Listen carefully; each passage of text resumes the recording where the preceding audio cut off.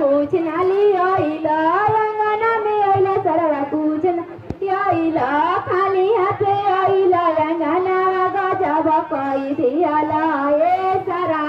चौका पकइला तारा मारा गजब कोई दियाला ए सारा चौका पकइला तारा मारा गजब कोई दियाला पहिले से कइले रहे सिया करार हो पहिले से कइले रह टीवी करार हो खाली हाथे आइला अंगना नामा डुबवाला ए सारा हमरा पापा जी के नामा डुबवाला गजब कोई दियाला ए गजब कोई दियाला ए सारा गजब कोई दियाला ए सारा चौका पकइला डरमा गजब कोई दी भैया के सरवा परम उतना होई गे माई से मुतिए चौका बहावत होई गे माई से मुतिए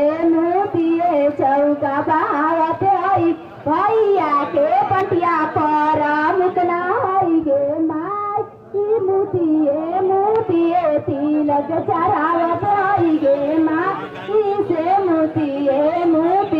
तिलक चढ़ भैया के दिन सा पागल भैया के दिन सा परम उतना होई रे माई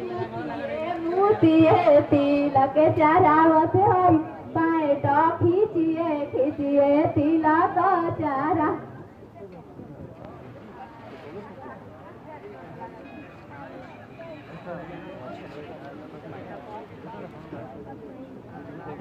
हम तो तेरे जैसा नहीं देखा बैठ गया गुंडा जैसा सारा फाट गया कुत्ता जैसा सारा पकल चाट गया कुत्ता हम तो तेरे जैसा नहीं देखा बंटी वैसा अंगना में बैठ गया गुंडा जैसा सारा गया कुत्ता जैसा सारा पकल चाट छोड़ दो बतासा का छोड़ दो बंटिया के बहिनी के चुमा लेके छोड़ दो हमें ना गारी देनिया सरवा नमस्ते कहलिया हमें ना गारी देनिया